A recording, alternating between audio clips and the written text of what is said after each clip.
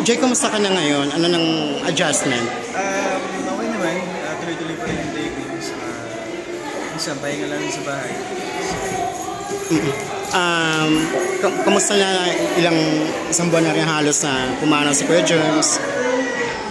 Yes, okay naman. Okay naman ako. Medyo nakaka-move ako. Pero syempre, dyan pa rin yun naman yung parang presence ni tatay para sa akin. Feeling, ang inisip ko, dyan pa rin siya, hindi siya wala. Sino nagmamanage siya? Sa ngayon, wala pa. Artist center or ganun mo na wala? Or Soon. ba't ang payat mo? Sa trabaho, isang puyat.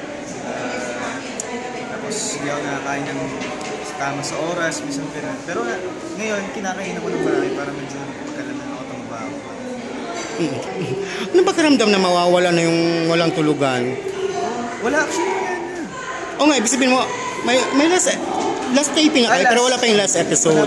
Di pa na-ere. Ano pa karamdam? Sobrang nakakapanghinayang kasi ang tagal na rin umulan talaga. So, kailan sobrang dami na tapos gano'n naka-close yung mga kasama ko doon, yung banding ng magkakapatid ko. Parang mas okay na yung gano'n. Nakakamiss. Saka nakakapanghinayang. Okay. Thank you, Jake.